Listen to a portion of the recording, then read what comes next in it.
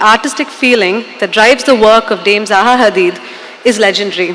Nils Fischer joined ZHA in 2004 and since developed a large design portfolio spanning Europe, the Middle East, and Asia.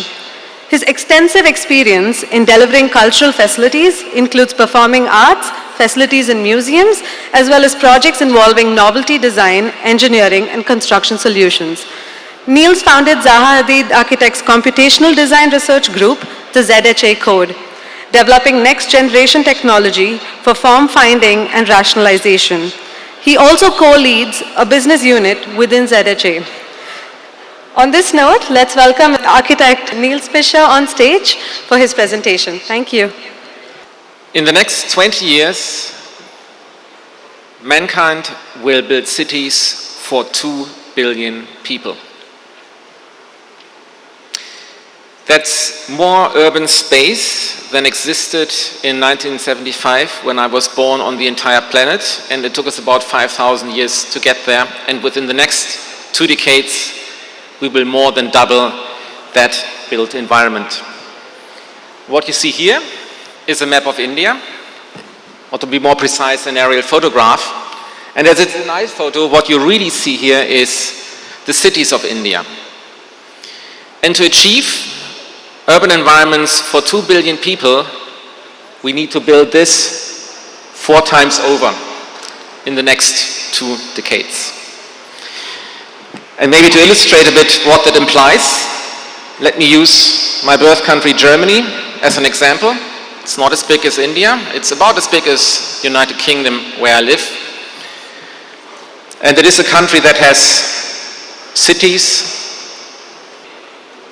airports, factories, harbors, energy infrastructure, and very important in Germany, highways. And all of that we will need to rebuild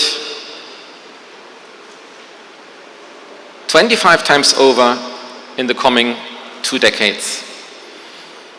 Or to use Shanghai as an example, currently the 3rd largest city in the world, we will have to build this 80 times. And this year is, you know what this is? This is Chennai. To get there in the next 2 decades, we will have to build Chennai 183 times over. And this is a massive challenge. You might wonder how to get to this figure, 2.11 billion, where we are already at 8. And as you may know, the development of our global population is plateauing. What you see here is the mean population graph as projected by the United Nations this year. We are right at the beginning of this dashed line. I'm not sure whether the pointer is visible. So about where the line breaks, that's where we are today. And you see that it is estimated that mankind will plateau at about 10.5 billion at around 2070. So it looks like we are almost there when it comes to our built environment. But that's just half the picture. The real kicker is in the brown line that you see there, and that describes the growth of our urban centers. As our economies evolve, we are doomed to move our people into our cities, to make them participate in diversified supply chains, to build perspectives for incomes in developing economies, to exploit or to better exploit the technology that allows us to feed those populations. And what you can see there, looking perhaps at the United States and Western Europe as a precedent, where this development started early at the beginning of the Industrial Revolution, developed economies tend to converge towards 80% of urbanization, and we have many large growth centers on this planet which are not yet there. So you see, China is a very good example for this. China's plateauing. China will not grow as a country anymore. It's about at 1.4 million and will remain then potentially even drop. But still there's a lot of urbanization to do. About 20% of the population still needs to move to cities to actually have a chance of meeting with the development policies. So China will grow by another 250 million people in city centers over the next 2 decades. This picture is even more impressive if you look at India, where we are currently, I think, slightly north of 30% urbanization. India's urban population will almost double over the next 2 decades to come. And in sub-Saharan Africa, where we're looking at the most violent growth outlook for the next 2 decades, urban population will triple. And this will all happen before I retire, and most of you will live to see that day. And in line with what I've just explained, you see how the growth breaks down over regions, and the blue box at the bottom, that is India, and that is the expected growth of urban population over the next, until 2050, so over the next 28 years. And you see that India alone will nearly take on 420 million people in urban centers, followed by still another 250 million in China, and the next 2 entries are metropolises in sub-Saharan Africa. Currently, sub-Saharan Africa has a population of 1.1 billion people, and Nigeria alone will be having 800 million in 15 years' time. So there is a lot of growth coming towards us, and that begs the question, what does it mean for the way we design our cities? And if you look at how this growth is projected to distribute, you will see that cities will grow in all shapes and forms. It's not only the mega cities that will grow, there will be an increasing number. Chennai will be soon one of them. By the UN's definition, that's from 10 million inhabitants onwards. But larger cities, medium-sized cities, smaller cities, all of these city types will spread and grow. And also our very biggest ones will increasingly grow in size. And quite interestingly, already in 2030, Delhi will become the largest metropolis on the planet. There's also an entirely new class of city. That's what happens when megacities grow together. Perhaps hypercity would be the right term for them. We have currently, as far as I'm aware, 2 of them. This is the Pearl River Delta. It's a region of 140 million people, and you can actually, and I did that, you can drive continuously from Hong Kong to Guangzhou. Takes you 4.5 hours on a highway, and you will never leave the city. It's 12 to 20-story buildings left and right of where you go. It's an almost impossible to fathom size of settlement. And what you now have to close the loop around this river delta, unfortunately the pointer doesn't show, is a bridge between Macau and Hong Kong. You can now literally drive around this urban habitat for 140 million people, which is still growing. And there's a second one of this size currently coming into existing in the north of China, the region between Beijing and Tianjin, Zhangjiajie, projected to have 120 million inhabitants within the next 10 years. This is a 10-year-old photo, so by now there's already 102 million people on the region that you see between these cities. And the big challenge with this is not renewing existing cities, this is building new environments. Cities are historically something that has grown. They come along with heritage, with identity, and when we start to build places from the scratch, we are facing a whole new set of challenges that, in my view, haven't been satisfyingly addressed or resolved thus far.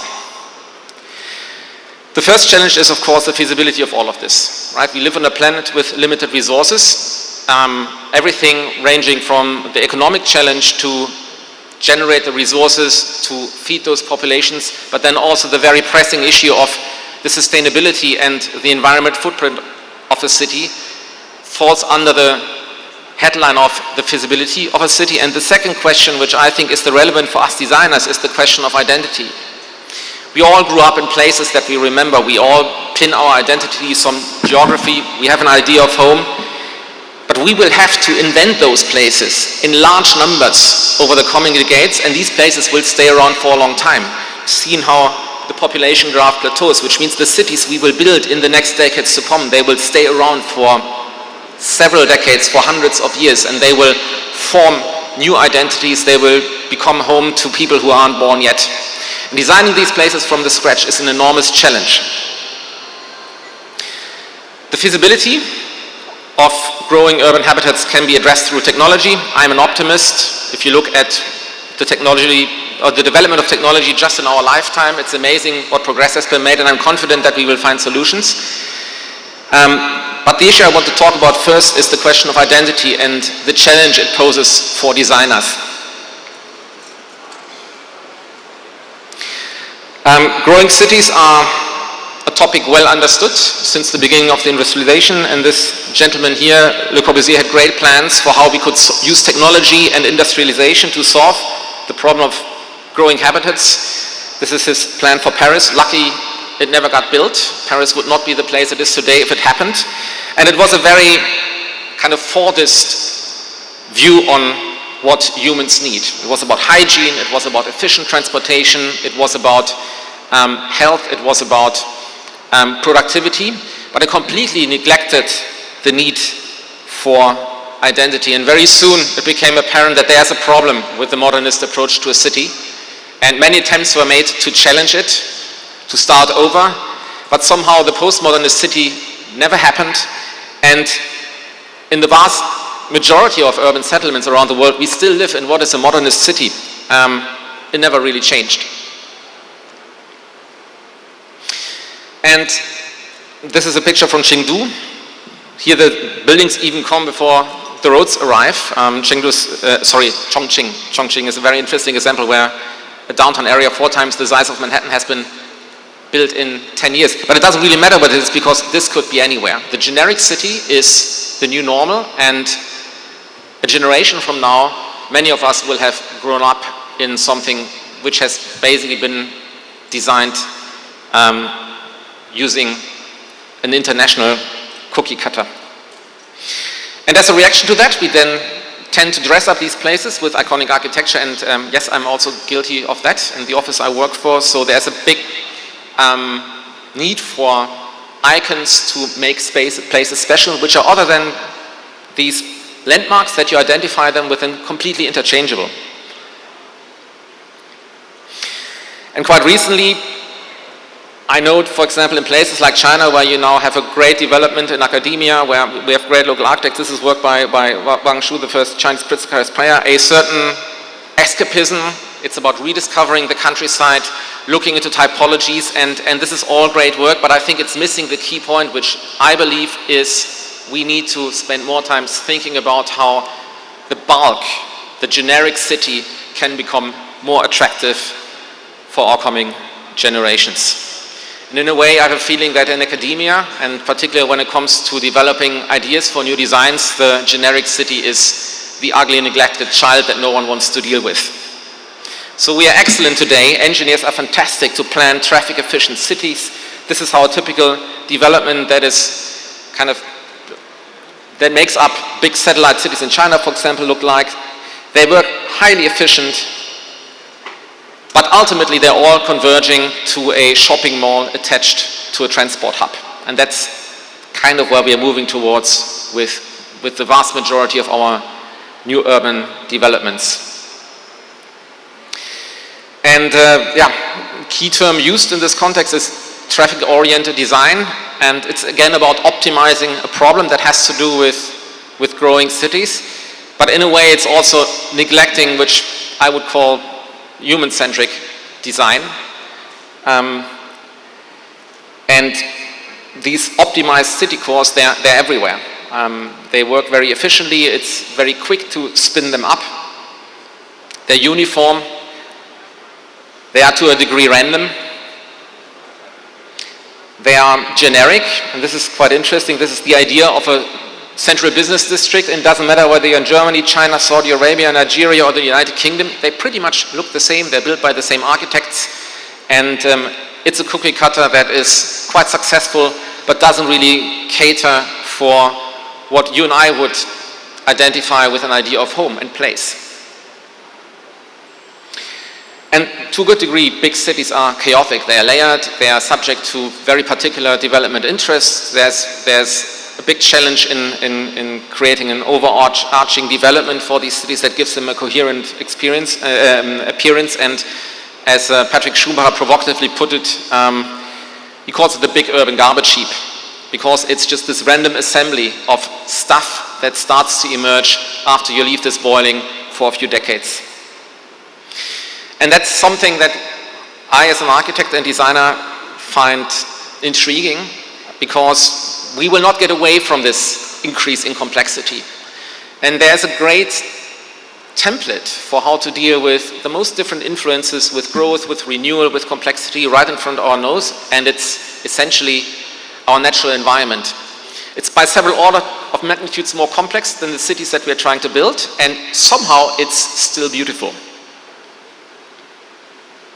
Yeah, if you look at the different scales that a landscape can incorporate, like tiny flowers with petals, little insect ecosystems, all the way up to mountain ranges, it somehow all harmoniously comes together because it relates to each other.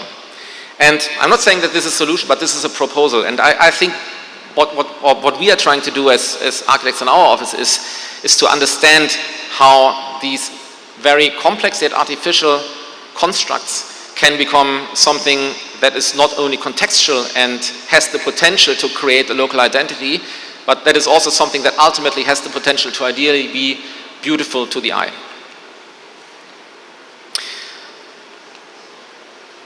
And this goes back to the very early days of Zahad's work. It's the understanding the relationship of landscape and building. It's the belief that nothing is without context. And let me just see whether I can get this. So it's very hard to see on this picture, but I'll just quickly go there to show you what it's about. So this is a painting. This is an architectural drawing that Zaha did for a project. It's not meant to be a picture. It's just the way she drew her buildings. And all the way up there, you may not see it, in the upper right corner, that's the actual building this is about, this tiny thing. So she drew everything else because she needed to develop this idea in the context of its surrounding. And this is an approach that she developed in all of her buildings. So this is an example from the late 90s, one of her first build projects. A lot of her time went into developing ideas that no one would dare to build. This is a ski jump, but it can't really live without the landscape around it. The building would look very different if it would be on a different mountain, and it kind of sits there in the landscape, quite naturally, I hope. And that's the ambition that goes through the work of our office as a red line for the past 4 decades. Her successor, Patrick Schumacher, then theorized this approach to contextuality in a theory he coined parametricism, and it's essentially the idea that any input into design becomes a parameter, and it's not necessarily about the specific form something takes, but about the relationship of these inputs. So he proposed to substitute the traditional Euclidean hermetic building blocks that we were used to use as architects with models that describe the relationship of things. So this could be particle swarms, scripts, anything that is able to describe a relationship to create conceptual morphologies that work independent of scale and that can also develop as they evolve. This could be elements like lines, bundles, and networks, tying things together. Could be elements of landscape and topography that can then fold out into architecture. It could be waves, shells, and cocoons that we find in nature as means to create boundaries. Could be aggregations, clusters, and jigsaws. That's very important in an urban context, is the relationship of density of elements. Could be fields, things that move. Actually, cities are plastic, they're moving, they're not static. It's understanding the relationship to make sure that when they evolve meaningfully and in context. And all of these ontologies are essentially describing and helping to manage a complex order. And I think for architects, a city is probably the most complex thing we could conceive. And again, it's a very successful strategy that emerged in nature. And it has a quite interesting side effect. It works almost independent of scale and what it is trying to address. So this here looks like a piece of marble. What it actually is, it is a riverbed in a time-lapse photograph. And it translates well to bifurcating or translating structures. This, for example, is a section of a coral reef, structurally quite interesting, highly optimized, very material efficient, very interesting template to look at building structures. Or this is a river delta, totally different scale, but it could also be a tree. So there are certain principles of organization that are applicable independent of subject matter or scale, and they seem to be an emergent and inherent logic of the matter that surrounds us. And for many years we are now fascinated looking into ways of translating that into better built environments. And what this potentially can deliver is a total fluidity on all scales, which means we do not need to separate structures by scale. They can actually communicate across boundaries and potentially cover all programs and formal manifestations, very much like the nature that surrounds us. And we have been using this thinking as a guideline to evolve our designs, and we literally went all the way from urban designs to the tiniest object, trying to translate that philosophy into projects. And I want to walk you through kind of a set of projects now that can make up cities, that can make up environments, but that kind of follow this idea. So the first image that I quickly showed, that was an old project of Zaha for London, Grand Buildings, Trafalgar Square. Again, it's just a small part of the picture, the context is more important. And this is an urban design competition for the port of Tallinn in Estonia, which we won shortly before COVID, which is now under implementation, or a totally different scale, a proposal for an extension of 4 million people to Wuhan in China, working with very different densities, mixing in natural environments and connecting them, bringing them into relationship. And I think one thing that you note here is that we have an enormous contrast in density, so it's not about rolling out a uniform pattern.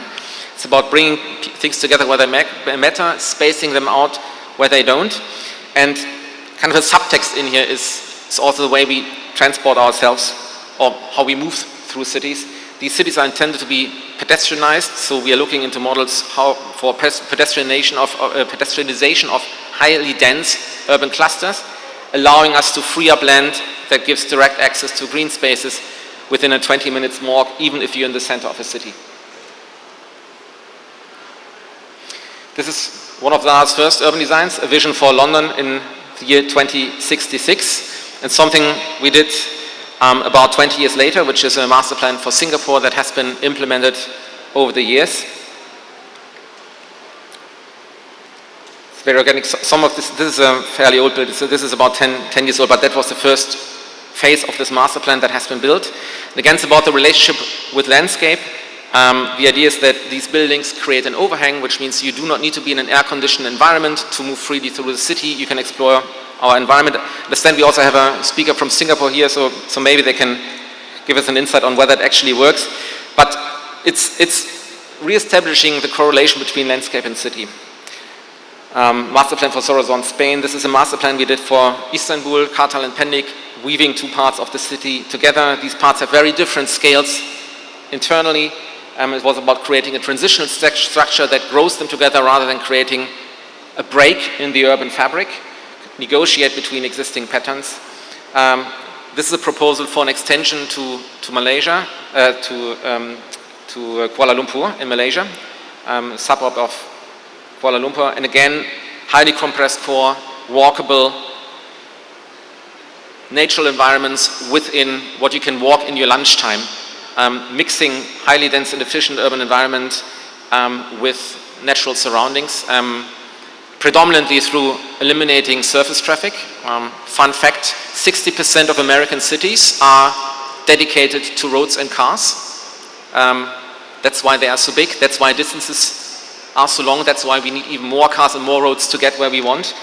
And there's a lot that can be taken out if you start to focus on how we are actually naturally moving through cities.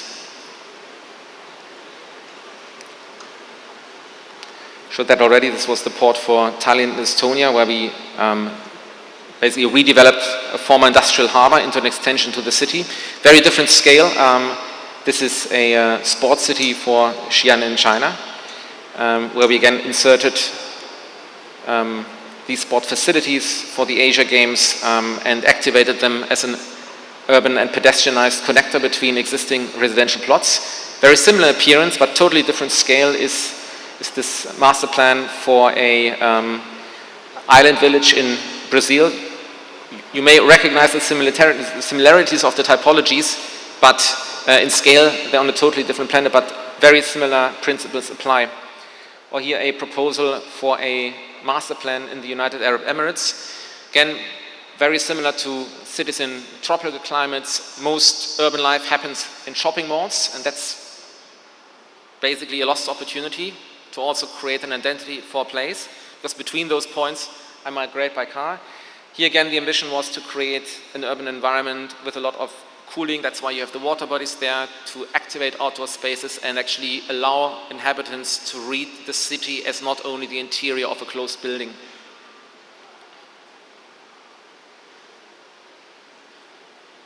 Various projects that follow this idea of connectivity and perforation of buildings, and you see the buildings here never really work as creating closed courtyards or closed interiors. It's very much like landscape. You can navigate your way through, you can read them, you will always naturally find a way out and through.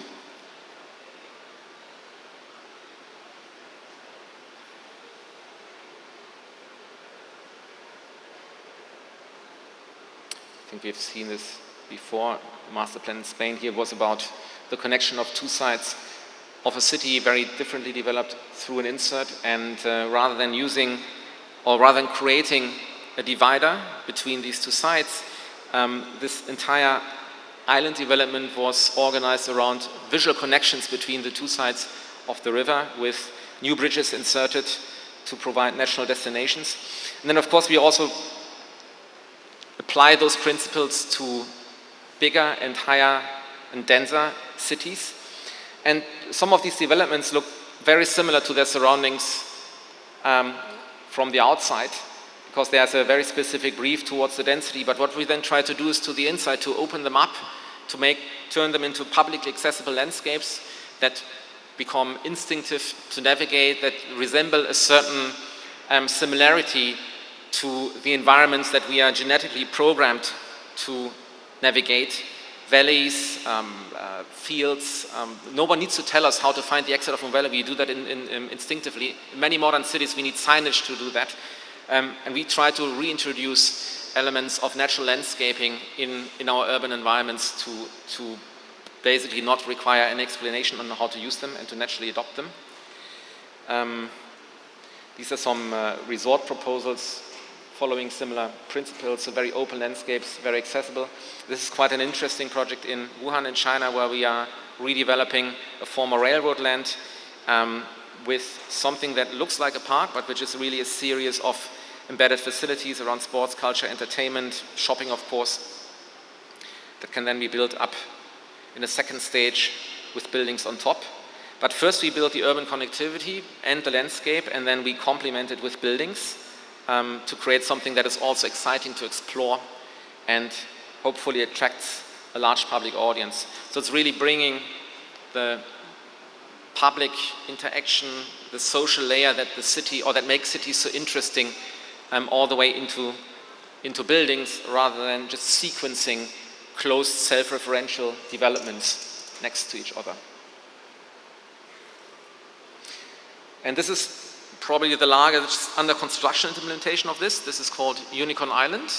This is in Chengdu in China. It's meant to be a development hub for startup companies, for tech startups. So we expect, or the developer expects large tech companies to move in there. And this requires a certain density, it requires a certain scale of development. So this is almost 1 million square meters in gross floor area. And there's one thing that is missing when you look at it here, it's roads and traffic. So we have one axis in, there's an internal circulation, but this thing is really designed to work as a pedestrianized city and bring principles of natural landscape back into it. So density-wise, this is your typical CBD, it just looks very, very different.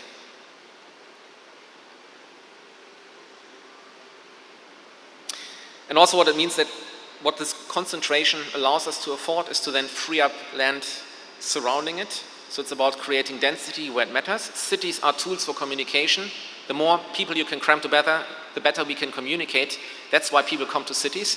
So it's pretty much the opposite of this mallified American city where you space out things and you go from point to point. In these kind of developments, you come together when you create your work, your intellectual output, where communication is the key factor for the development of an economy, and then you basically enjoy nature when you don't need to do this.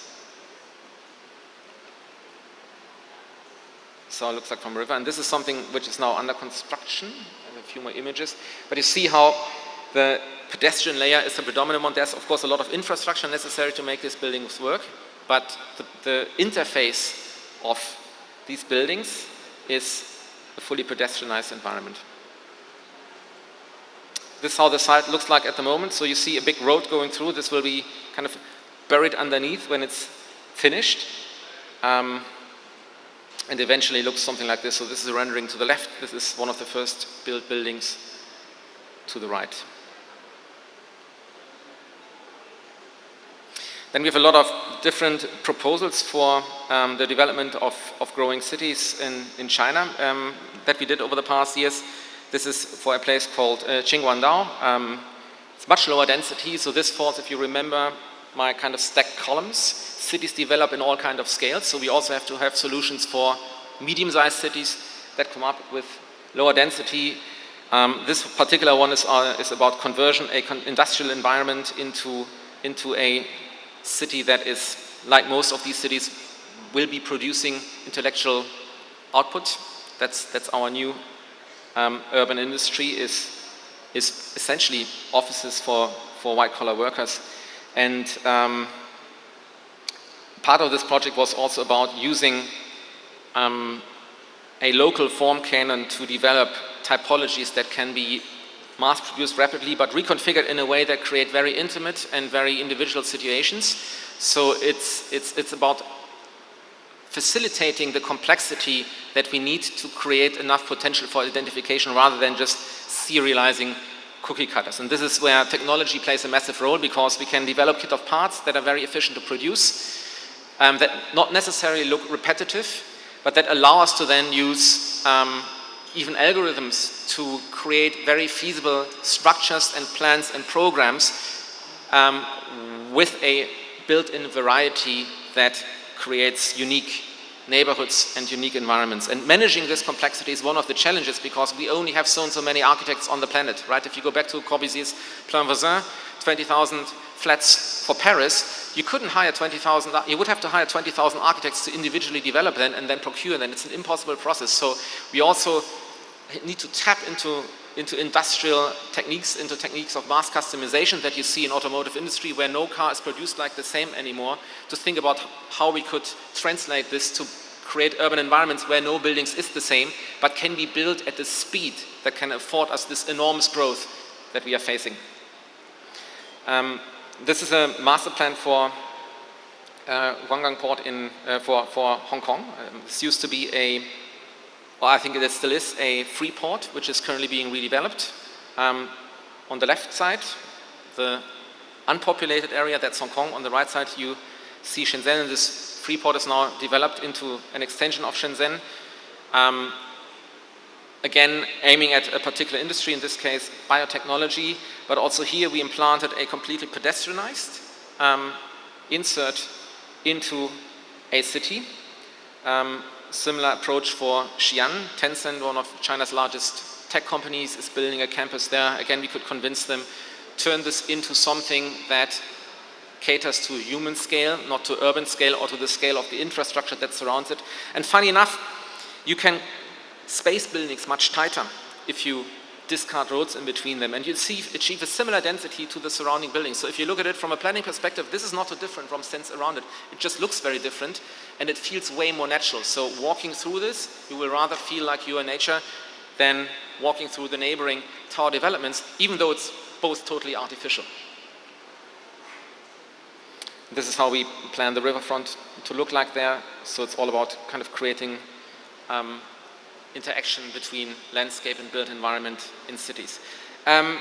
This section was about urban designs, and I end with a single building, which for me is kind of one of the nicest urban designs because it's a building of one and it's not even big, but it kind of embodies this approach that Zaha has developed to buildings and context and surroundings. This is the headquarter of a Emirati recycling company, and it's on a, we would call it a greenfield site, and in the Emirates it's rather a yellow field site because there is no green, but it's undeveloped land. And first we wanted to find a typology that allows people to also go outside of the building, which is very hard in an environment where you have temperature differences of 30 degrees Celsius per day, very hot at daytime, very cold at night. So we have a lot of shaded courtyards there, a lot of kind of naturally ventilated external spaces. But I think what is particularly remarkable about this one is the integration into its surrounding, which is essentially a field of dunes. I'm not sure whether,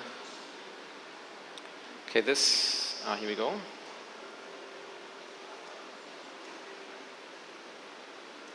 Okay, this would be a movie if it would be playing, but I think you get it. So essentially, it's when you see it from afar, it basically blends in and just becomes another sand dune. So it kind of sits quite naturally in its surrounding. This is, of course, very easy when you have urban designs because you are in control of the context. Another big challenge for us as architects is tall buildings because they, by nature, are very compressed. You have small plots, and you're basically asked to do everything what I just said we should not do, which is to compress a lot of space into a single point. But we then try to make the most of it and take it to the insides. And I think this is prototypical for the way we would like to build the Tower of the Future, which is a building that we just completed. This is a photo that's not a rendering. That's the world's tallest atrium in a 200-meter office tower in Beijing. And we essentially turned the landscape from the horizontal into the vertical. And this, of course, doesn't allow you to navigate on it, but you can actually orient yourself visually. So the typical tower that we know today has a core in the middle. You can only look out, but you cannot look inside. You do not see what's going on. This is very different from we communicate with each other. I mean, if you just look around here, every second we scan each other's. So you're always comfortable sitting with the back to something. You always want to see what's going on. The typical high-rise is exactly the opposite of that. Yeah? You have no idea who's on the floor above and below you. And what we try to do with these kind of vertical openings is to cater for how we instinctively like to read our space. So you can look from one office to the other. You can see what's going on 10 floors below, because in the middle, where we have the heart of the building, we have a space and not infrastructure. You just quickly try and get on. Yeah, this is how it looks like. So that wasn't precisely easy to achieve. Underneath the building is a tube station, so you can actually arrive. It has its own metro station. You come up into this atrium, and you can actually point at, okay, I'm on the 35th floor, rather than just pressing a number in the elevator.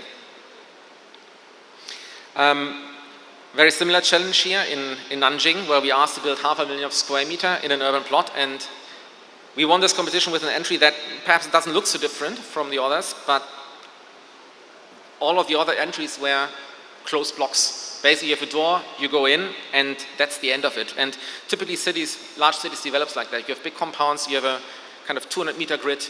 It becomes impenetrable, and then again, you're stuck with driving. So what we did instead is we elevated the building. You see all of these little openings.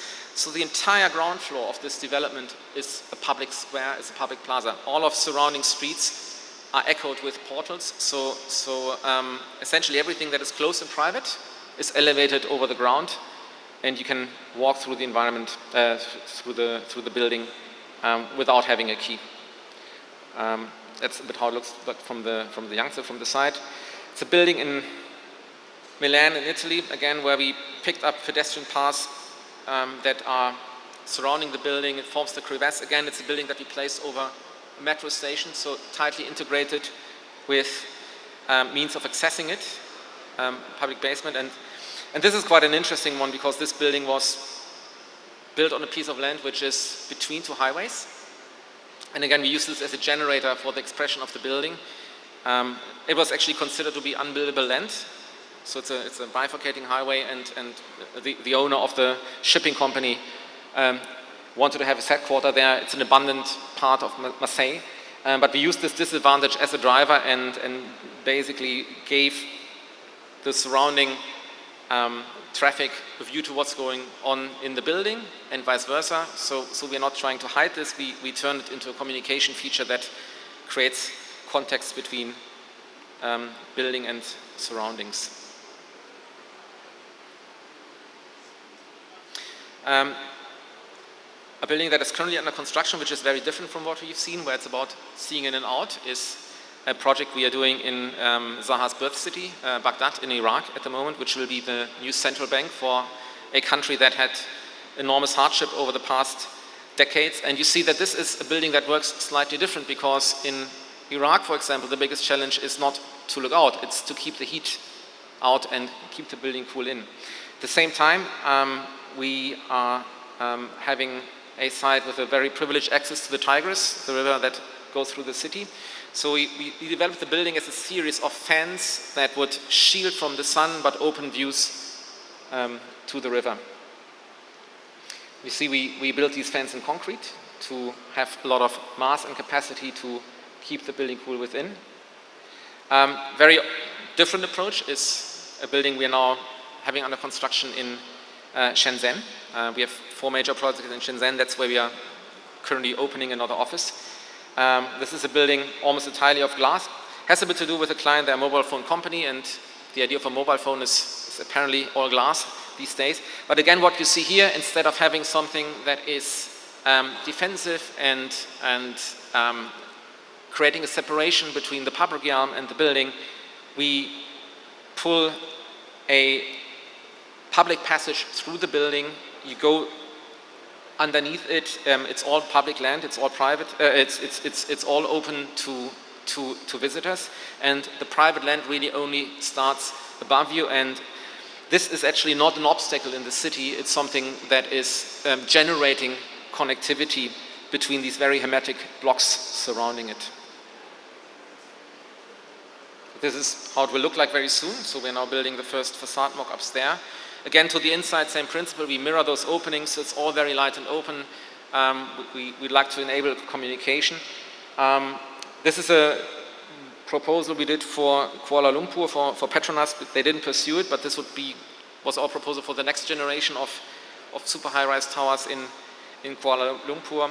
Again, it was about creating a great degree of openness. We have this exoskeleton that hits the ground, but again, you can permeate through it and rededicate the land surrounding those buildings to visitors. I'm just going to skip through this quickly. This is a tower we just finished in Miami, a residential project. Miami is a bit of a problem because the first 12 floors of every building is a car park. That's because they have high water, so it's very hard to create public realms, basically non-existent.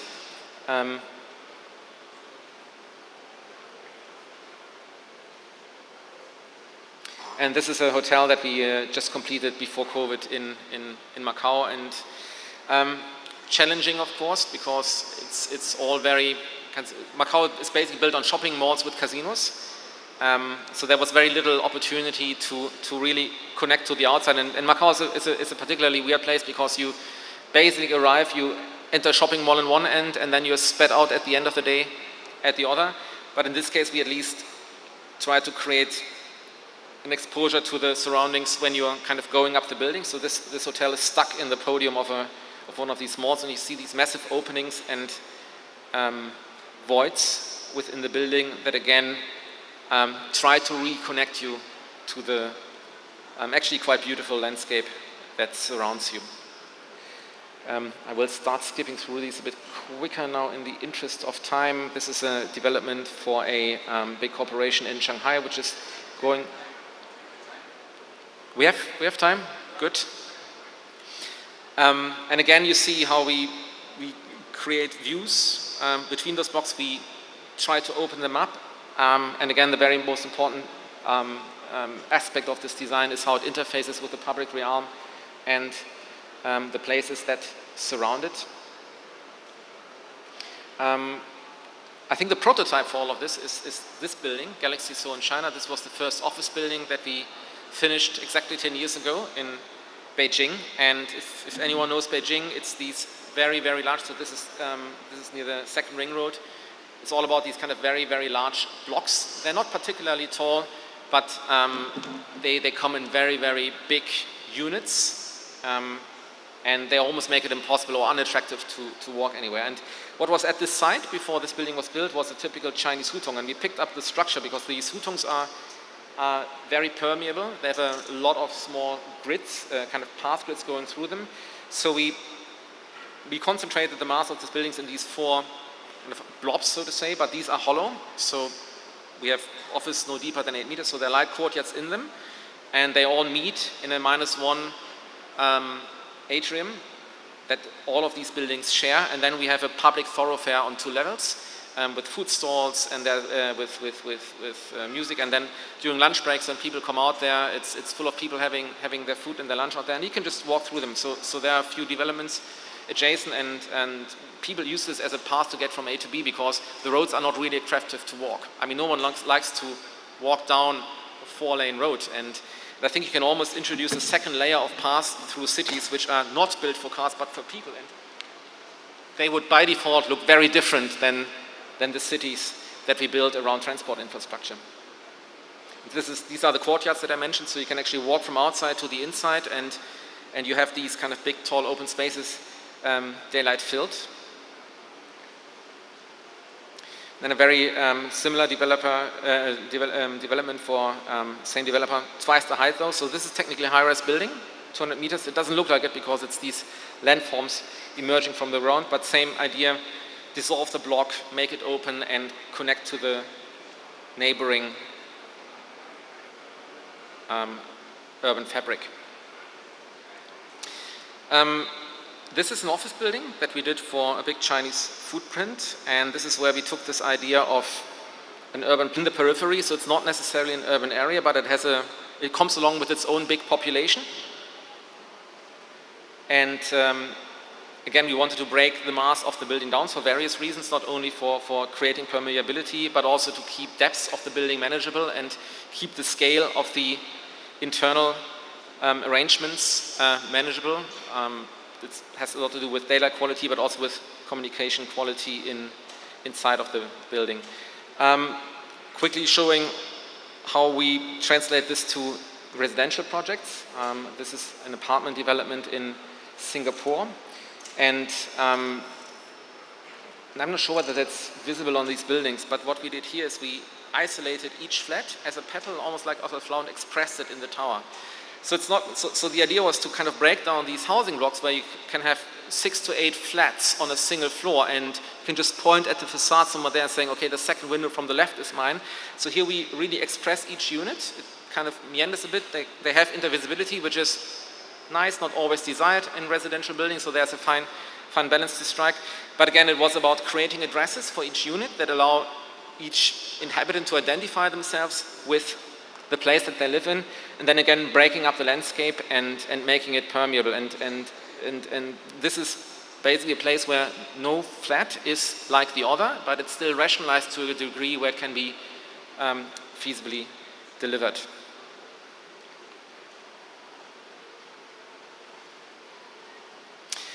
And then finally, and I think this is quite an interesting contrast to what I've just shown, is a building we are currently building in Hong Kong. It's the Henderson building. It's built on what was the last free part in central Hong Kong. It was a car park, demolished, and then was sold as probably the most expensive land piece ever because there's so little space left. And this was trying to find the right balance between generating the value on the plot, because obviously you need to kind of exploit it, and interacting or connecting it with the city. And what you see at the bottom, that is a bridge that used to connect to the car park. We kind of picked that up as an element. So this building has a multi-story lobby, and you can still walk in and out from all of the places that you could access the historic car park at the site. And this is going up at the moment. And here you see how the ground floor lobby looks like, and it connects to the outside. So again, it's probably as expensive as land can get, but still you can traverse the site even on this very kind of compressed footprint.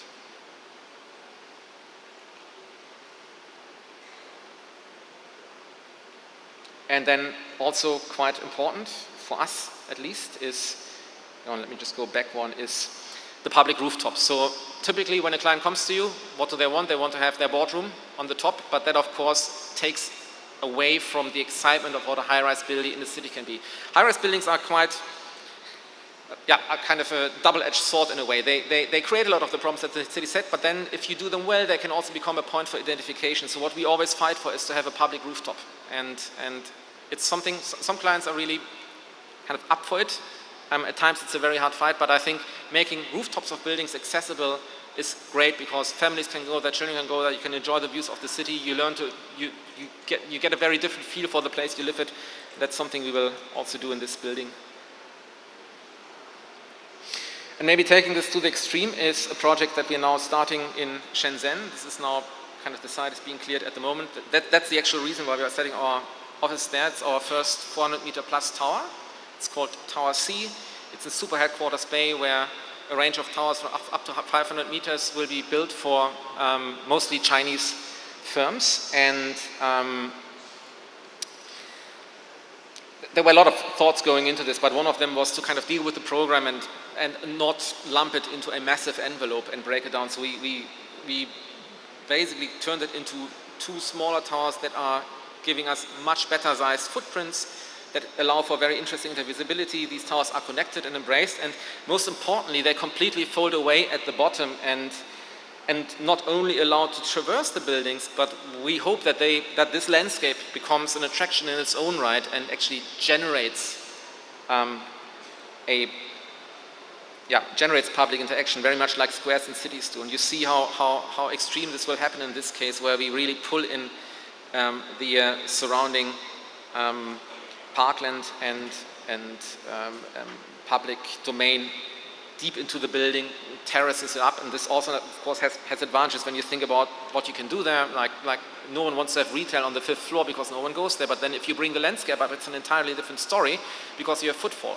So if you create places that you can instinctively navigate using the way our brain is wired, because we are curious, we want to climb mountains, it's just how we are built as humans, and if you offer urban landscapes that have that appeal, I believe you can attract a lot of social buzz and interactions into buildings that would otherwise be deserted if they would be just stacked floors.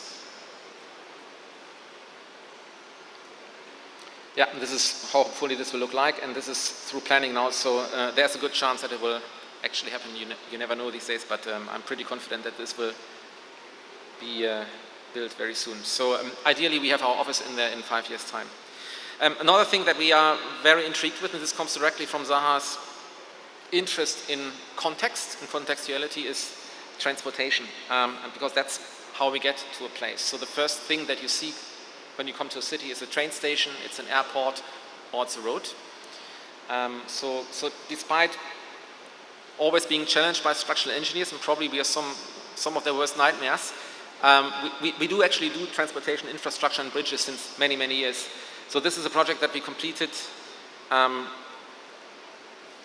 12 years ago, but it was in the making since 1997. This has to do a bit with the financial crisis in the Emirates and then the contractor not making it through. So this bridge took a long time to build, but this is one of the main highway bridges between Dubai and Abu Dhabi. So if you commute between these cities by car, this is an impression that you get. And a very recent addition to our bridge portfolio is this bridge here. It's the Danjang Bridge in Taipei, connecting 2 sides just before the sea of the river. It's a highway bridge, and I think what's remarkable about it is that it's an asymmetric bridge, because the center of this river is really kind of a beautiful scenery, and we didn't want to dominate the middle of this kind of postcard view with the tower, so we offset the tower, and this will be the world's longest asymmetric cable stay bridge, and it's literally designed around or to frame that landscape view. So this is a bit technical, so they're currently building the cofferdams to bring the main pylon up, but this is really about doing something elegant that complements the landscape rather than dominates, and that's very hard because these infrastructures are long. So we got very interested in bridges, so this is a project that we did for Guangzhou, where we created a series of bridges across the Pearl River. But if you look at it, so what we did with this competition, we have these lines crossing, but then we also have lines parallel to the river. So we use these bridges to connect to the riverfront and then activate the riverfront and create an embankment that kind of invites to traverse the city. And all of these connections are cyclable, so we can bring back the cycle, which was the predominant means of urban transportation in China in the 80s. So if you would go to, if you look at photographs from Beijing in the 1980s, junction full of cycles. It's all gone, it's all cars. So we created a cyclable riverfront promenade there, and using these bridges to kind of bridge the height differences.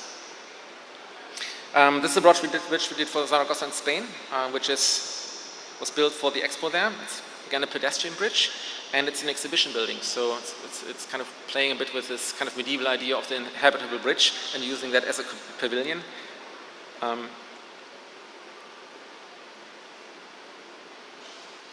Does anyone have an idea what this is? That's actually metro stations, or the Austrian version of a metro station. It's for mountain railway, so the lower stations are for an underground railway system, and the upper stations are kind of exposed tracks. And this is a mountain railway that goes from the city of Innsbruck all the way up to what's called the Nordkette, a mountain range. And these canopies have been designed to kind of correspond to the landscape, to not be intrusive. I think this was the first time that we did double curved building envelopes in glass, because you have a lot of snow, you have a lot of water washing down there, and you need a material that is really durable and can be cleaned. So, and eventually we ended up with giant glass canopies. It's a smaller one, a ferry terminal in Salerno for cruise liners. We're doing quite a number of stations now. So this is one of the first ones that we finished in Naples in Italy. We have a number of them under development in both the Baltics and in China now. And again, these are urban transportation hubs. It's where people come together. You can use this and directly provide offices, for example, at the place where these commuters are interjected. And this is a station which is now under completion in. You see, this looks vastly different from what you've seen before. So this is the previous one. This is the Baltics. This is kind of Scandinavian weather. This here is Saudi. This is a metro station in Riyadh, in the King Abdullah Financial District. So this is a building that essentially lives inside out. And then we do airports. And this is one of the first airport studies we did. This is for Chengdu in China.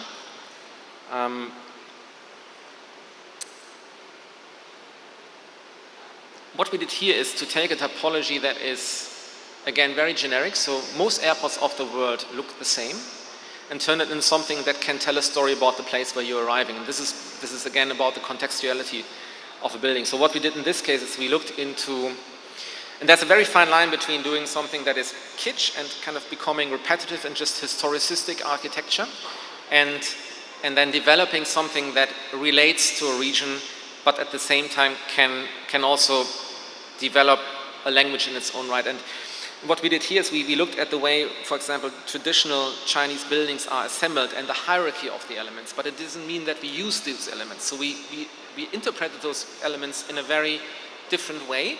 And this comes back to the conceptual morphologies that I was hinting at earlier. We didn't copy the architecture, but we copied the principle and the hierarchy of the elements, bringing them together. And what you see here is essentially a building. You may see that with those roof lines that uses or that is proposed to use wide span cross-laminated timber, but that stacks them in a way that is based on the order of traditional Chinese architecture. So you get a very big, a very large, a very functional building, but when you look inside of it, it doesn't necessarily look like a traditional building, but you know that this is not in Europe, right? So it's about finding this interpretation or we find it very exciting to seek for interpretations that allow us to use modern materials, that allow us to do modern high-performance buildings, but that are able to relate to the context that they are living in. And the latest example, so it took us a while. We were new into airports 10 years ago, and we tried very persistently, and until we won this one, which is now the world's largest airport terminal. It got finished in the first year of COVID, this is the Beijing Daxing Airport. So it's when you're in Beijing, you have the Forbidden City, and you draw a straight line south on the map. That's when you hit it. And again, this was creating a gate for Beijing as a city. And I guess when you compare this with the 2008 Olympic terminal that our colleagues from Foster's did, this was a building where you had a lot of kind of detailed structure, a lot of columns coming down. And here the idea was to create a kind of great welcoming gesture and basically have the roof only interact with the ground plane where it can bring light in. We have these massive light wells, but that's also the only structure that supports the roof. So you have these massive spans, up to 170 meters between these structural light wells that bring light into the building. And other than that, it's a very large column-free plaza. And also another element, what they do, these light wells do, is they bring light down into the lower floors of an airport. And if you go to most airports these days, the arrival areas, they are completely illegible because you are basically in a daylight-free basement. It's impossible to orient, and it's in a way you need signage to find your way out. And what we try to do there is to introduce this element of landscaping, not only to the departure floor, where you normally have quite attractive buildings, but also make the lower parts of the buildings navigable, giving views to the outside and natural cues to the natural environment.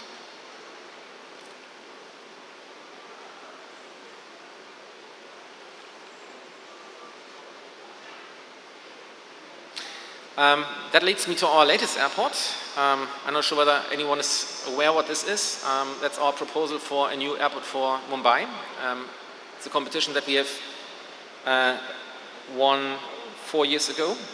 So it will ultimately be a master plan, or it is a master plan for 3 terminals. We will start with the one that is to the right of the picture. So I believe the initial terminal will deliver 60 million passengers a year capacity. This is our proposed design. It has been awarded to L&T for construction now, and if everything goes according to plan, we will eventually have this arrival experience in Mumbai here very soon. The inspiration was taken from local flowers, from plant life that we found from the marshlands. So I'm not sure whether you're familiar with the site. So it's a wetland site, and we kind of looked into the ecology of that wetland site as an inspiration. And then we had a big team of Indian colleagues working on color schemes that kind of blend into the landscape. I think you will be the judge of whether that's successful or not, but again, the ambition was to create something that is inviting, that has a unique appearance, that basically tells you where you arrived, and that also embodies a connection with its contextual surroundings.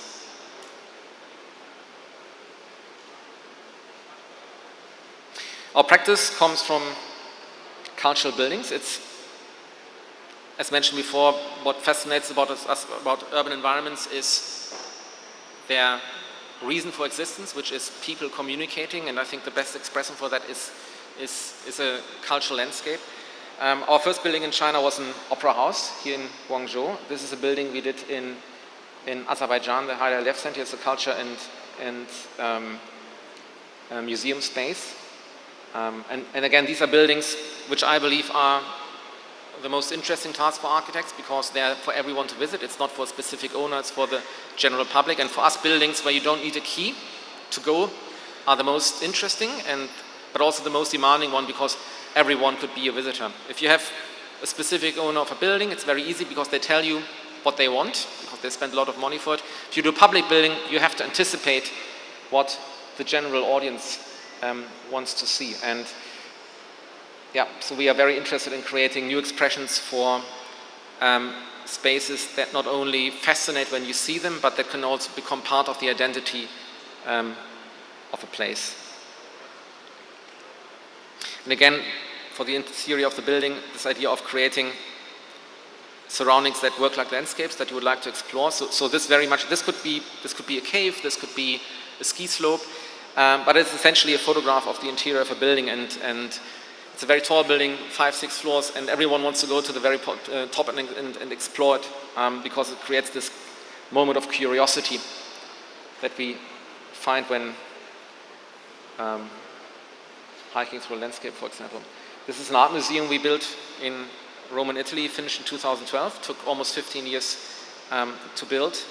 And again, this was all about creating a place that not only invites you, but that then drags you through the building and creates the curiosity that you need to get to the very end of the march. So you can actually linearly walk through the building. You can end on top, and then there's a window. I'm not sure whether that's visible. So from this very top gallery, there's a window in the floor where you can look down at the entrance where you came. So it's all about this instinctive navigability and readability. And to do that, we introduce elements that guide you with light. We have all of the circulation out in the open, and this is really to become a self-explainable architecture. And in a way, you can say that the best building is the one that works without signage, because it tells you how it works. We also do buildings without curves.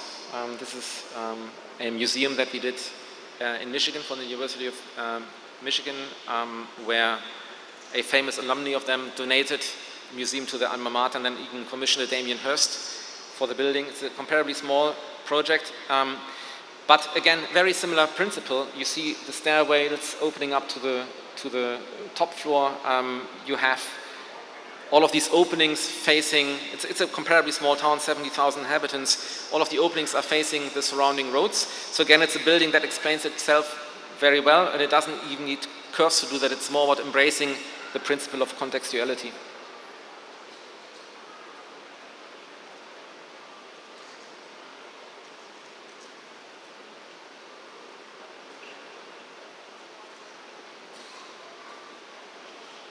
Of course, as it is in the US, there are a lot of cars around it. Contrast, same program. This is also a museum and a event space for design and performances in Seoul in Korea. Completely different scale, very different formal expression, but again, the very same principle. So we have a lot of openings that pick up the surrounding connections. Works just like the small building in the US that you've seen. We have a very permeable interior landscape. And again, it's a building that looks massive from the outside, but you can actually walk through the site as if it would be a park, to the inside and to the outside. So there are openings everywhere. You can even walk over the roof if you like. So essentially, it's a building that disappears as a piece of landscape in the middle of a city. You see these openings on multiple levels. And then very interesting here, a perforated metal envelope. So even at night, it tells you what's going on at the inside. These are some of the interior spaces. So this is an event gallery with a walkway on top. These are some of the exterior circulation spaces. Another museum, completely different. So what you see there mirrored in the valley, in the window, is actually the view down the valley. It's on the mountaintop in Tyrolia in Italy. It's a museum by Reinhold Messer, a famous climber. And here you're literally building into the landscape. So you see how this part of this museum disappears in the mountain, peeks out of it, and yeah, again, a building that you can walk over if you like. And here the Glasgow Riverside Museum that we did in the north of Scotland a while back. Creating a path from the city towards the city front. These harbors were primarily industrial and hard to access. Now we have a beautiful museum ship there. And you enter at the rear where it's facing the city. You just follow the ceiling, walk through, and you end up at the riverfront facing the museum ship.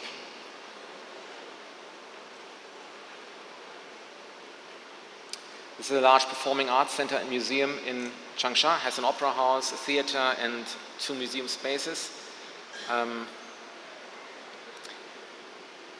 Again, very large, tall interior spaces with a lot of daylight, inviting you to explore the space from within. This is the theater, where you have the external form of the building pulled inside, and then you can continue your journey into the actual performance space where the theme is being picked again. So you can almost like explore the entire plot just following the lines of the building through all main spaces.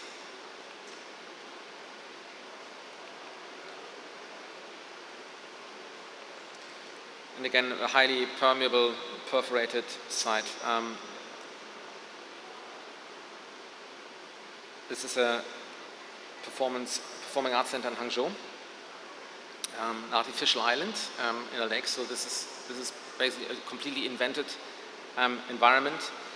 But again, here the idea was to split the program in half, have a public thoroughfare in the center, and turn this into a destination for the surrounding residential areas, not only if you want to go for an opera, but just if you want to hang out, very similar to the great Oslo Opera House by Snøhetta, which is also used as a skate park. So it's basically meant to be a building for everyone in the area, not only for lovers of fine art. And then here, this last cultural building that I would like to show is something that unfortunately we cannot go ahead because it's in Russia. So this is a competition we won in Yekaterinburg for a new concert house. And you see kind of at the periphery how the old concert houses look like. They're typically quite close and dense buildings because there's a lot of technology that you need to deal with. There's a beautiful park behind it, so the idea here was to completely elevate it again, and we literally fold open the roof to form the concert spaces.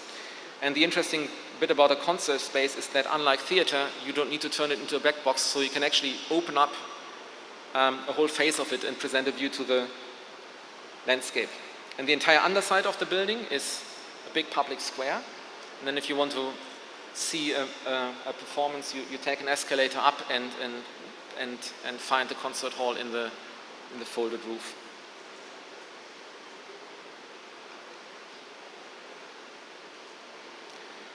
Yeah, and this is then the view to the park at the rear, where you can listen to a performance on stage and see this guy behind the pianist. So yeah, it's a football stadium we did for Qatar. Of course, this is living in a fairly isolated site. It's quite internal and self-referencing, which has to do with the context it's presented in. Nevertheless, we try to develop spaces that can be utilized to open air. But what we increasingly see is that big sports facilities move into cities. And this is quite different from developments that we had in past decades, where they would be isolated on parking lots.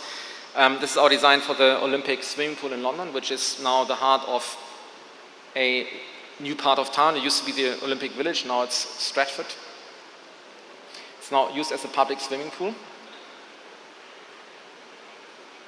And this is one of my favorite sports projects at the moment that we're doing, which is a new stadium for Xi'an. And this is essentially a new typology, and we call it urban stadium. So unlike having something that only focuses to the inside, we create a building with an urban facade, with life attached to it to the outside, because what is almost more important than what happens in a football stadium these days is not what happens during a game day, it's what happens during a non-game day. The typical dedicated football stadium would be dead. You would have a lot of unused space around it. And what the brief here is to create something that is at the heart of a new part of town.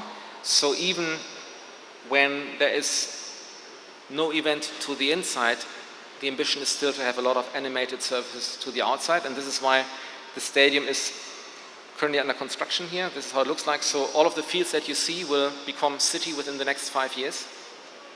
It's a 60,000 seat FIFA compliant tournament stadium. And what we do to the outside is we anticipate the growth of the city, and we create urban facades at a terrace that have greenery. So essentially, even when the stadium is not in use, this becomes part of the city that you live in.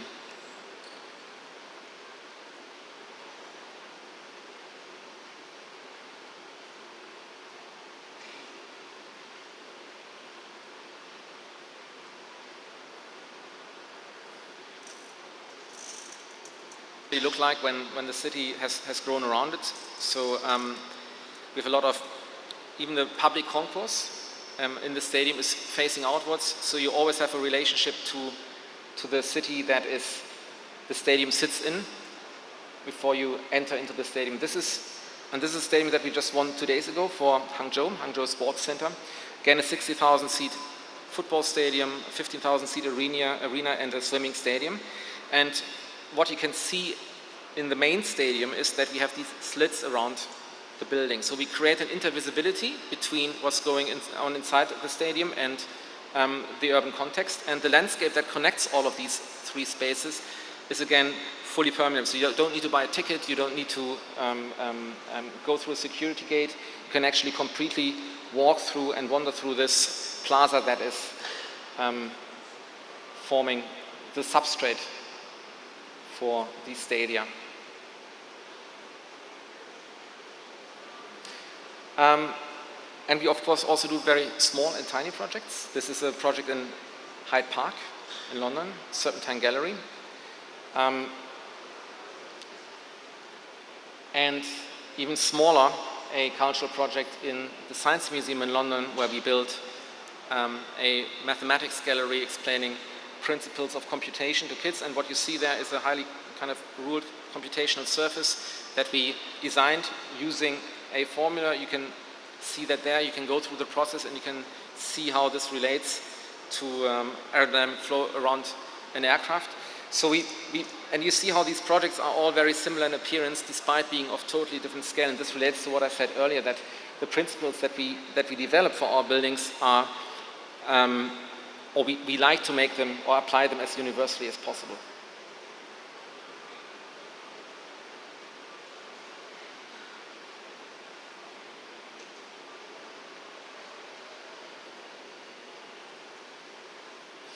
And then, of course, the very first building that Zaha built, which is now also a cultural building. It was meant to be a fire station, but very quickly it attracted so many visitors that it became a museum in Weil am Rhein in Germany.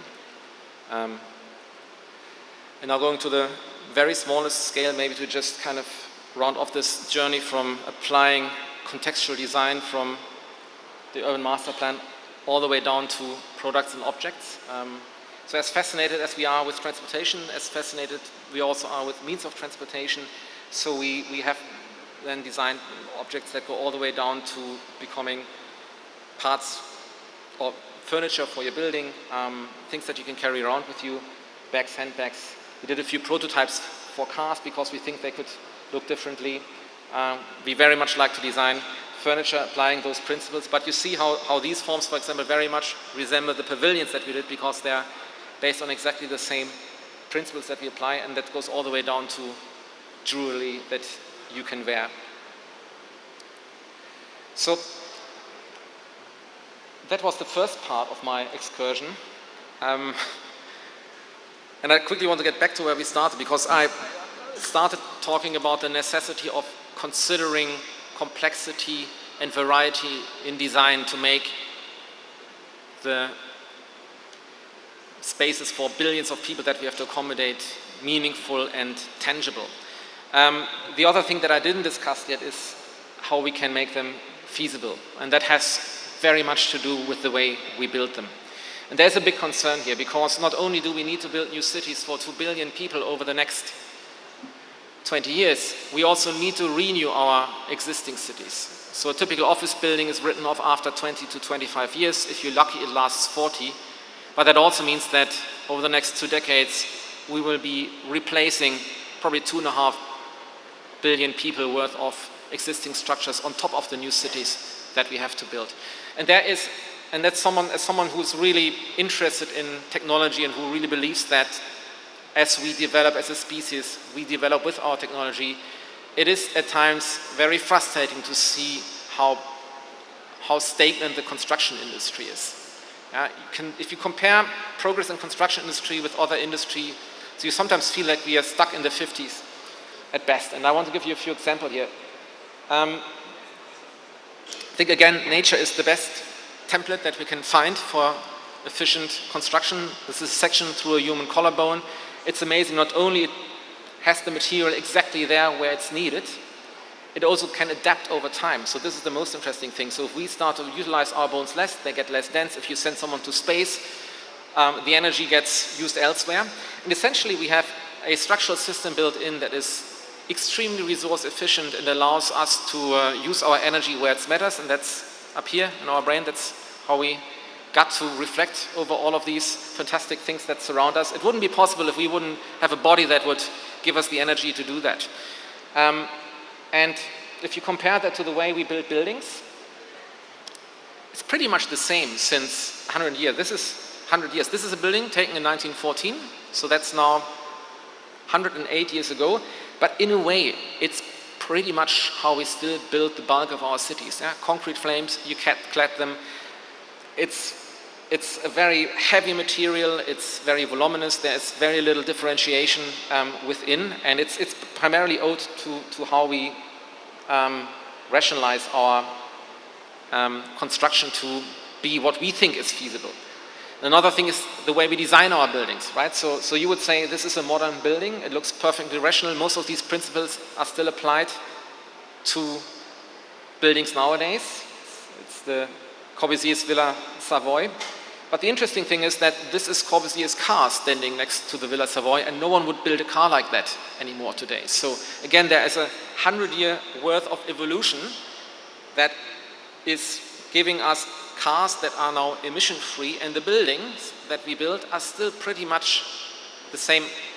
I say this in a provocative way, of course there's advancement in materials, but the way we put these buildings together, the way we build and the way we manufacturing is in bulk very similar still to how we did that 100 years ago. And this is something, of course, as architects, that, and you will know that is bothering you. Want to try new things, and we saw how we use computers, for example, in the office to constantly see what geometry could do, how it could perform, and then eventually we said, okay, we need to formalize this, and we founded a research group, and this is something I want to end with, is an outlook on research and where technology can take us, and also what architects can do to experiment, because I think there is more than many think that can be done. So we looked into, and we are particularly fascinated with lightweight structures, with material efficient structures, because they have a number of advantages. They do not only need less material to be built, they also then impose less load on the structure. It's a trickle-down effect, right? So if you have a light high-rise building, you need lighter structures, the building becomes lighter again. So just putting the core of a high-rise building on a diet has a tremendous savings amount for material, because also the loads that the building needs to support go down, and we start very small, and we would like to try to understand materials better. We have developed this now into almost a cycle where we have ideas, we try them on small exhibits, could be a furniture sample. So here this was about using, very similar to the collarbone that I've shown, using structural analysis to only put material where it matters and build a very lightweight chair. We eventually 3D printed that, so this looks very similar to the bone that we've seen earlier. And then eventually we scale up these prototypes to become pavilions, to become demonstrators, and then eventually some of these ideas find their way into built buildings. So the way we have worked over the years, we started with light shelves, with folding surfaces with structural properties, and now look into robotic fabrication, into serial modularity, into how we can enable site factories using modern technology to give us very, very precise building components, but built without the transportation. So there's a whole evolution of 15 years of research now into subjects that interest us. And over the years, we have built many collaborations with university academia. This here is Philipp Block of the ETH in Zurich. He does structural engineering research. We work very closely with him, for example, on lightweight seating modules, or also lightweight scaffolding scaffolding methods that enable us to do more variety with less material, and ideally also for less money.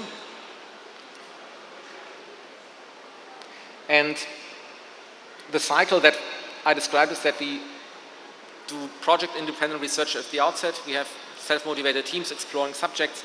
We then develop tools for architects to implement the technology in their daily work, which means it's making particularly computational methods accessible. So we program our own software, we program our own tools, so that the hundreds of architects that we have can use the methods that our research team teams develop. We then find motivated clients to do pilot projects. So we really try to actually build real-scale prototypes. And then eventually, when we are successful with some of our ideas, they find the way into large-scale projects and then hopefully become mainstream. A lot of the work that we do starts in academia. So we do workshops with universities. We test construction materials because in universities you can very quickly get to build a prototype. This is a thin shell concrete prototype we did in Bangalore, I think 12 years ago already. This is a topology optimized shell, again looking at placing material where we only where we need it. We did in Mexico at a university. So these are kind of 4 to 6 week workshops where we develop a hypothesis, calculate the geometry, and then build prototypes with students and companies. And then eventually we take what we learn and we scale it up and see how we can implement this in larger buildings. This is a project that unfortunately didn't go beyond DD stage, but we developed it very far, which would have been a government building in Northern Africa. And this is a direct outcome of the light shell research that we started with very small prototypes. And one of the reasons why this is so useful in this region is because it's highly seismic, and you know, the more mass you have, the bigger the problem gets. And the lighter we make these shells, the more flexible they become and the less of a seismic problem we have. So at that scale you can then, or at that stage of project, you can then afford series engineering. So we optimize these concrete topologies. This has all been structurally calculated, and the idea was to build the lightest possible shell of a building. It's not quite the proportion of an actual yet, but we're getting there. Yeah, I've showed this project before in the London Science Museum. Again, this was taking an idea of using a specific geometry for membranes and translate that into manufacturing. This is a pavilion we did for the Biennale in Venice in 2013, which is folded sheet metal. So here the idea was to just take something that is available at large scale in industry, work with the elasticity, and it's a bit like folding paper where you can actually have curved creases to a certain degree because the material is elastic, but that needs to be, you need to be able to pre-compute the elasticity, and you need to do it precise. So the process that we came up with is we take sheets of aluminum, we water jet it with a CNC water jet machine. It's still sheet metal, and then we use robots with suction cups to bend it in shape. So this is a highly precise, pre-computed shape that works with the elasticity of the material, built using robots on site. And then last year on the Biennale we took this step further and looked into lightweight concrete. And I think this is, for buildings, probably some of the biggest potential that we can leverage is to start to understand concrete as something that doesn't need to be solid anymore. Yeah? If we look at cement being the key component of concrete, cement alone is responsible for 5% of the global carbon footprint. And I would stand here and say we could do with about 20% of that in our buildings if we would have better ways to pour our concrete. So this is a bridge that has been done with, it was meant to be a concrete bridge, but has been done with maximum recyclability and minimum material use in mind. It looks solid from the outside, but it's hollow, and it's printed using a concrete printer. And the other thing is, it has no reinforcement, it's compression only. So we took two technologies that were emergent, which is 3D concrete printing, in order to, very similar to this collarbone section that I showed you, put material there where it matters, otherwise have air. And then we looked into classical Gothic arches where you wouldn't have any reinforcement in your buildings. You basically would have to form the joints to work on compression only, and then ideally also defy gravity. And we combined these technologies and created something. I'm not sure whether the movie is through it. So we combined traditional masonry technologies with modern 3D printing, and then, okay, I think this is a bit choppy, but it kind of gets you that. So we kind of pre-computed these shapes and developed something that gives us the clearance. Load case was pedestrian bridge. So this has been a public pedestrian bridge for 3 weeks. Has been signed off by a structural engineer at the end of the day. So we used kind of traditional masonry techniques to come up with the shape.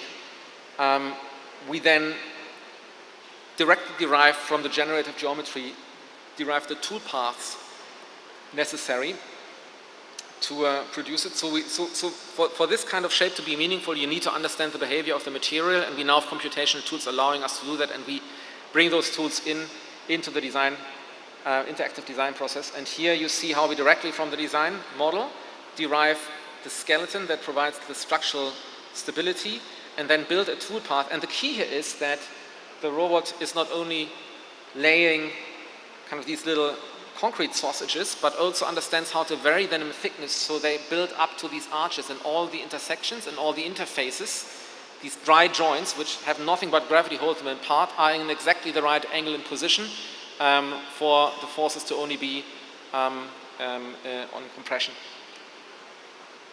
So in a way, we are trying to reconquer what I think got a bit lost in architecture, where we got too detached from fabrication, right? So architecton, that's the building, or the master builder in Greek, right? And actually our profession comes from master builders on site who actually knew the material, who would get a budget, build me a church, and you would build them a church. That's how Gothic architects work. They lived in their construction sites, and now we are detached from a lot of the production processes and just procure them online.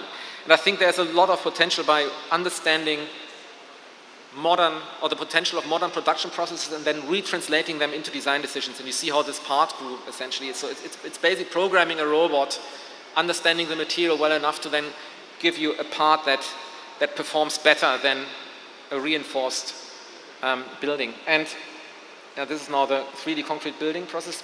But what I get here is that as this building is not reinforced, only has dry joints, I can completely disassemble it. There's no glue, no material mix, and I can just shred the concrete afterwards and pulverize it. So we had reinforcement-free concrete that could be pulverized and recycled afterwards. The treads were wood, and the only parts that were not recyclable were the steel foundations to make sure that the thing doesn't pop. So it stood on steel shoes. You will see that in a second. And as part of the point, this bridge has been in use as an exhibit for 3 weeks and was then, at the end of the exhibition, fully recycled.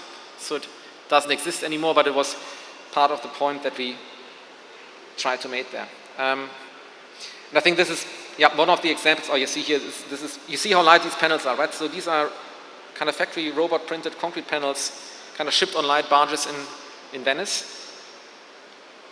And another example for research into lightweight structures is a project that we did again with the ETH. The Block Research Group was exploiting or looking into how fabrics could become formworks. And this is a very particular type of sinoid geometry that is working on. So the bridge was compression only. This is working on tension only. And if you have a tension only shape, you can, in theory, use a fabric as your formwork. You don't need to build that anymore. So this is essentially a concrete build-up plastered over what is a robotically knit formwork to create this very complex shape. So building this in conventional formwork is insanely expensive. I mean, getting someone to build you these kind of rigid curved surfaces makes it almost prohibitive. And in this case, we got intrigued with robotic textile machines. And essentially this formwork was a cut to fit, or knit to fit specialist textile, and was built in, or was woven and fabricated in Switzerland, then vacuum sealed, and the entire formwork fit into a bunch of suitcases. So the students took the entire formwork over to Mexico, where it was built in 3 suitcases. They built a rig to put it under tension, and then ultimately this very colorful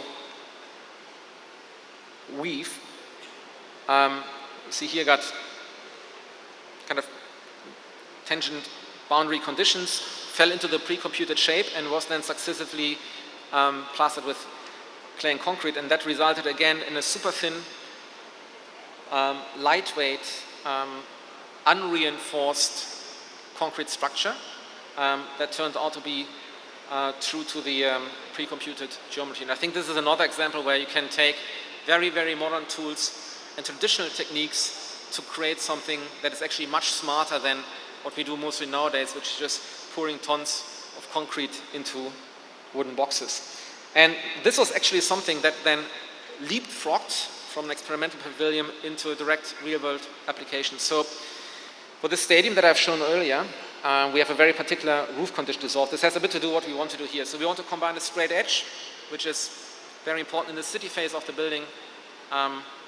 It's a very kind of common element in traditional Chinese architecture. This kind of straight roof datum, with of course what needs to be a double curved kind of saddle roof, because you want to have a lightweight cable-only roof structure. You cannot have columns in a stadium. So we had a very particular challenge of creating a double curved fabric roof that would eventually pan out almost to a horizontal. So the height difference in the roof is only 8 meters, which is very, very little for a tensile structure. And we used the very same algorithms that we used to create that knitted formwork to approximate the shape of that roof. So there was a constant negotiation between the roof line and the feasibility of this double cable net roof. There are certain conditions in the FIFA stadium, so no square centimeter of the pitch can be covered by a roof, otherwise it's not a football game. So it has to be open air. Then of course you cannot have any column in the sideline of the visitors. And then we wanted to have this super low profile. So either you have space frames in stadia, they're very heavy, they're very ugly, and also they cost a lot of material, or you have tensile roofs, but then you need a lot of height difference for the saddle shapes to work. And using the process that we have developed for this knitted formwork project, we then did in-house calculations even before we sat down with the structural engineer for the first time to get our design to a level where we believed it can be resolved structurally. We then had this confirmed with the engineers and developed this double cable roof with Tsinghua University. This is actually the first of its kind in that particular construction method. And the roof is up by now. I showed you a picture from the construction site early on. So this went very quickly from what was a research pavilion into an application in a building that wouldn't have been possible without. And then the team, of course, develops a bunch of other tools that allow us to get meaningful insights into design as we do them. A lot of these tools that we develop for in-house use are about enabling real-time interaction with models, so we know already when we design whether something is right or wrong. We have about 1.5 years worth of research now on pedestrian networks. So this is to enable what I've shown you earlier is these permeable, perforated buildings. We can substantiate that with a lot of data that we have collected from studies undertaken in London about where people commute in, commute out, how long a feasible commute in a city is, a pedestrian commute. We did a speculative project where we simulated the impact of pedestrianizing the center of London fully, taking traffic out. It turns out London's traffic network is so bad it doesn't make a difference at all to the surrounding traffic, but it massively improves the quality of life. So very interesting, you can get access to social media data. You know whether a social media post is taken at a certain point. You can map this out. And then there are data analysis companies now allowing you to understand whether a tweet is a happy sentiment or an unhappy sentiment. And we started to correlate that with pollution and noise data in cities. And we very quickly saw that people are happier in parks. So what you see there in the bright, this is happy social media post, and that's essentially Hyde Park. So we can very quickly correlate data to build an argument for why it is really meaningful to keep cars out of cities, and then use this project to also demonstrate that the impact on actual commute speed in London is small. And then we did a provocative project where we kind of used some of the biggest roads in London, about 40% of London's surface is roads, and turned them into city space. And very interestingly, some of the cities that we find most beautiful on this planet were not designed for cars, they were designed for humans. Venice, somewhere between human and boat. London, designed by the Romans. Paris, there was no car when Paris has been designed. And Brasilia, that was the traffic-friendly city, and you immediately see the difference it makes in land use. And if you think about cities that people dream of, cities that people want to visit once in their life, that's not cities that we have designed with traffic in mind. And there are very smart things that you can do. This is Bologna. Bologna has galleries throughout the city, so it doesn't matter whether it rains or not, you're dry, and that's something you can easily do if you make your streets a little narrower. And these are, again, things that we then bring into urban design proposals, where we then use all of this freed up potential to densify things and to ultimately use less land. So in a way, it's trying to recreate what you've seen for Paris using technology that has been perhaps already around when Brasilia was built. So it's all about kind of compressing cities, using less land, making them more walkable. And I show this terminal again because this is footprint-wise almost the city of London, and it's entirely pedestrianized. An airport terminal, a good airport terminal, does not or shouldn't rely on people movers anymore, way too risky. So if your people mover breaks, your airport stands still. That's why everyone hates them. So this airport had a brief, longest point-to-point connection, gate-to-gate, 700 meters. So, and essentially it means like we can build cities 1.2 kilometers edge length, and we walk them, and we do it every day. Hundreds of thousands of people do it every day. No one complains, and it is because we build them step-free. There are certain things that we can do to support people who have walking disabilities, but essentially nothing speaks against building a city center like an airport, and there is enough proof in the pudding already that it works. Yeah. Again, I show this because it's kind of, for me, the built translation of those principles we have identified. Another thing that is very interesting for us is material research. Don't worry, I'm at an end soon. We look quite intensively into robotically manufactured timber, high-precision timber constructions, because they have similar advantages as I've shown them with the concrete. You can actually dry joint them, they can very easily recycle them. They have an obvious carbon dioxide footprint advantage, even though you have to take this with a pinch of salt because the tree supporting this span takes 50 years to grow. So if you replant it now, you will have compensated for the carbon footprint in 50 years. It's not a short-term solution. But there's a lot of potential to replace this. And this year's stadium, this is the first timber-only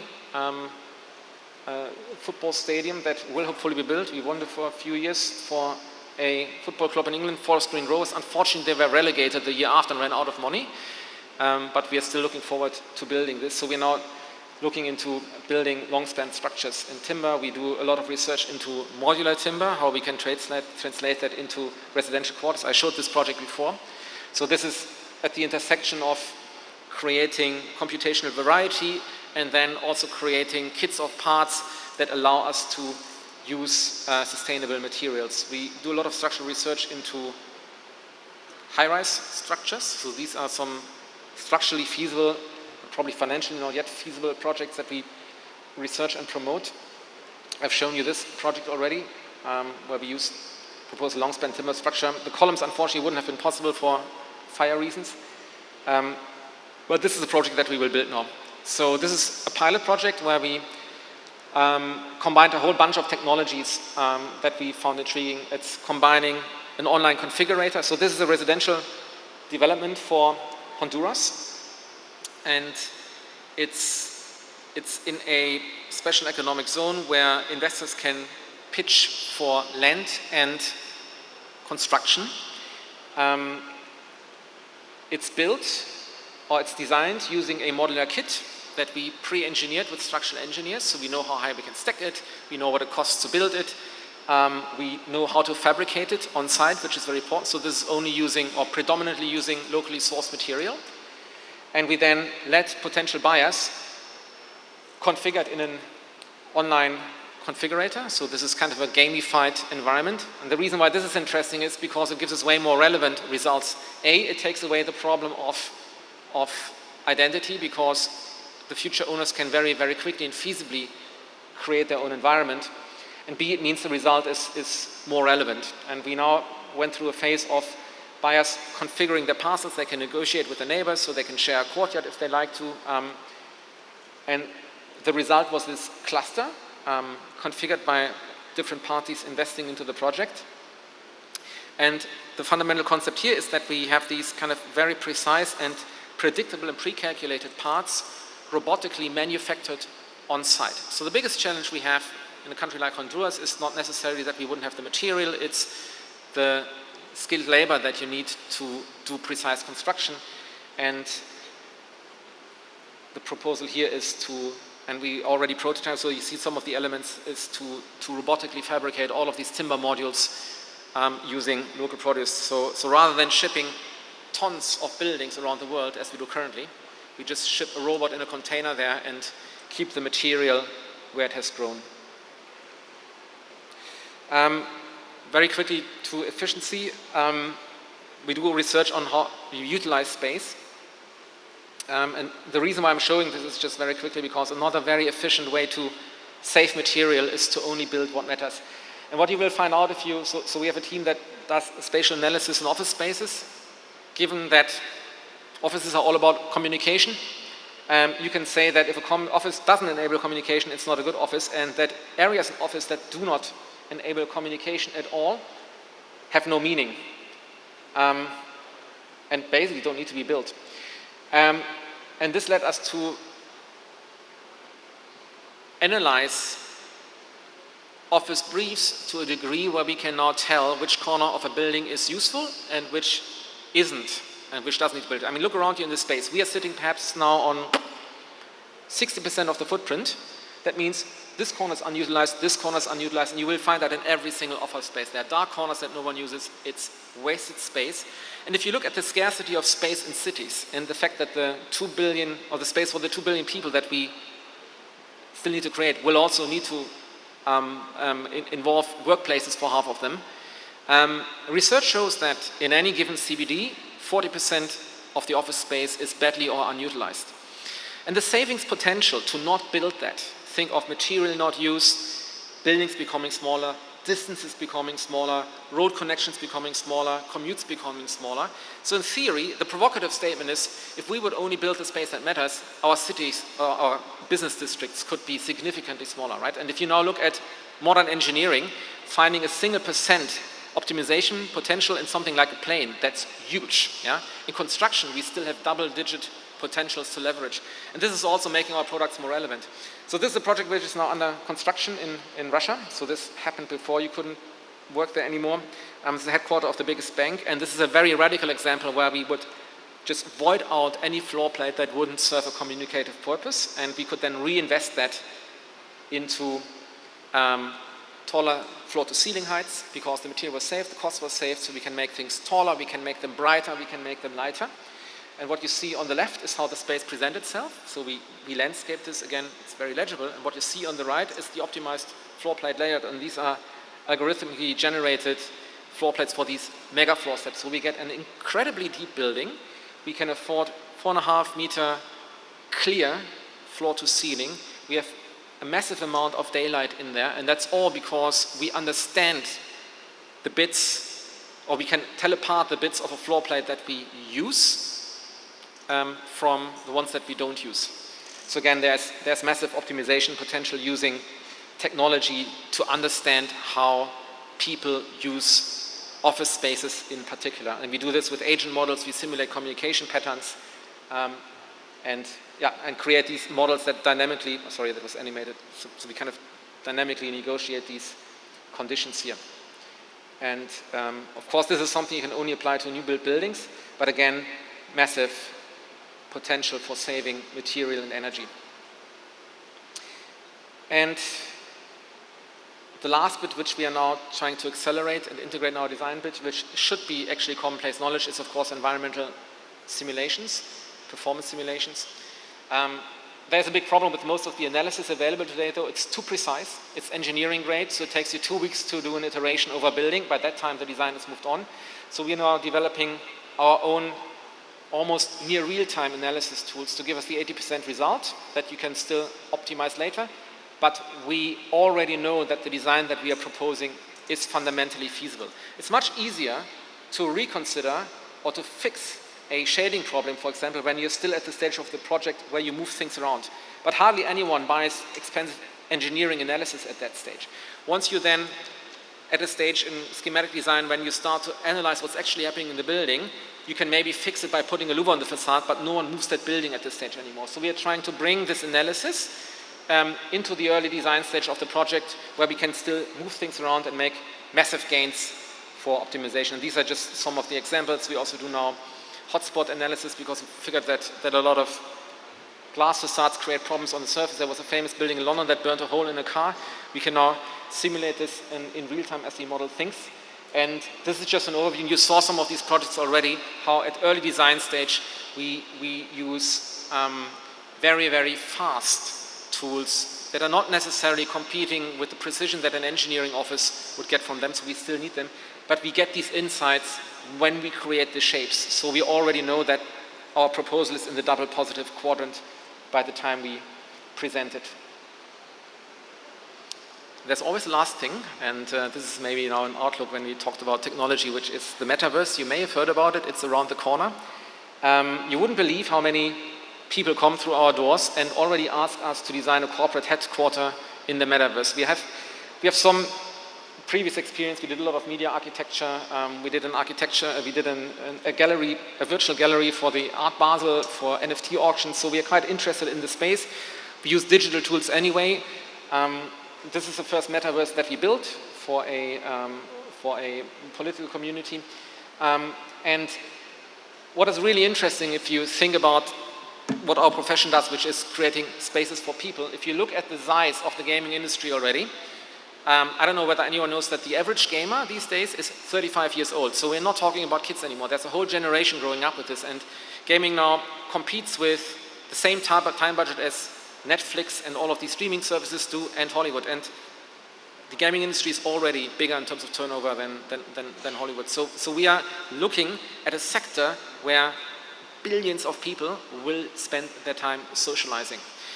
That said, it will attract a lot of opportunity for footfall. It will eventually attract companies to be present there. It will attract people to compete for the best spots, and all of a sudden you will get something which is very similar to a real estate economy. At that point, people will professionally invest into land, and they will ask people to design it for them because they don't want their nephew to do it. And we are already seeing that. So there are being plots in various metaverses, auctions for millions of dollars by companies, and then they start to realize, okay, now we need to design something for it, and they call on architects to do that. So I think there's a massive potential at this intersection of media technology and design, because we are looking at insanely large audiences. And we're very fascinated by this, to see how people use spaces differently when there's no gravity, for example. You would be surprised to see how all of our orientation principles are still the very same. And we did a collaboration with the biggest mobile game in the world, which is PUBG. Has 800 million users on mobile. So we had we threw a building in there for 3 weeks. We had 18 million visitors in that building, and we could just do a live study looking at how virtual players controlled by real people interact with architecture and what works differently in the metaverse. So there's almost like a whole new layer of urbanism that I see coming as this technology emerges. So I think it's an exciting time to be an architect. I think young architects have a plethora of very important and very interesting subjects to explore. I think technology will play a massive role in tackling the challenges that we have ahead. And I want to end with a quote by Zaha, Hadid, who said that there should be no end to experimentation. Thank you very much.